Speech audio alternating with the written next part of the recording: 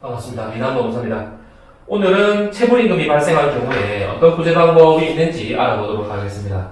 가장 빠르게 생각할 수 있는 게 주먹이 안 됩니다. 절대로 안 돼요. 저희는 법치국가이기 때문에 법에 따라서 진행을 해야 됩니다.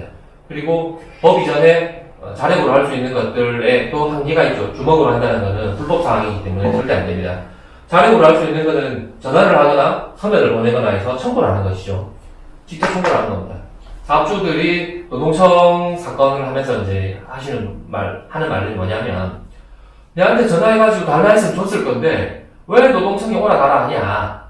우리 사이에 이럴 수가 있냐? 이렇게 하십니다. 그래서, 직접 전화를 하시거나, 우편으로 하나 보내서, 내가 이래 돈을 못 받았다.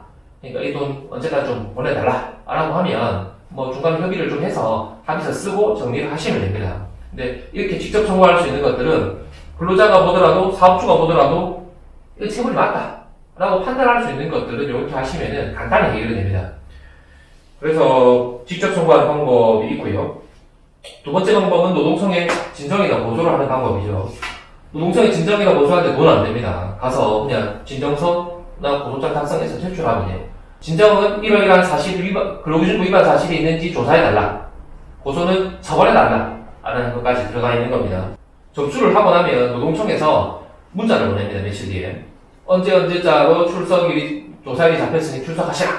그러면은, 그때 저희는 기본적으로 근로계약서, 그거에 대한 임금명세서, 이런 걸 들고 가셔야 되고, 그리고 추가적으로 필요한 서류들이 있을 수가 있어요. 예를 들어서, 근로시간에 대한 다툼을 하신다면은, 근로시간 맥증할 수 있는 자료, 그리고 연차 일수에 대해서 다툰다면은, 연차를 사용한 날짜에 대해서 입증할 수 있는 자료, 그리고 통상임금에 대해서 다투고자 한다면은, 취업규칙. 왜냐면은 그 수당이 어떤 식으로 지급되는지, 무슨 명목으로 지급되는지, 지급 조건은 무엇인지를 이제 분명히 알아야 되기 때문에 규칙을 가져가셔야 되겠습니다.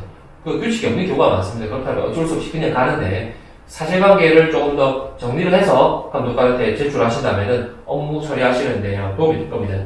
그리고 기타 사안별로 추가적으로 필요한 서류들이 있을 수가 있습니다. 사건 처리 기간은 일단 30일로 되어 있어요. 토요일, 일요일 뺀 월화수목금으로 해서 일수를 세고요.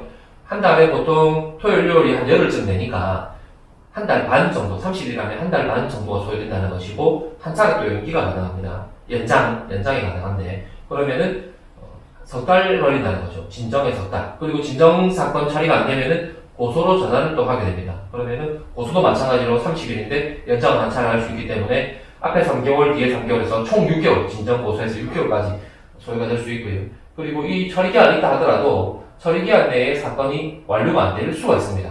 왜냐하면은 조사 과정에서 출석 못할 수도 있고, 사업주가 안 올 수도 있고, 자료가 없어가지고 조사하는 한계가 있을 수도 있고, 그리고 감독관들이 일이 엄청 많습니다. 기본적으로 이 사건만 담당 안 하고 있는 게 아니라 온갖 민원들을 다 처리를 하고 있기 때문에 정말 많습니다. 이 신고 사건뿐만 아니라 노동행정 업무도 감독관들이 담당을 합니다.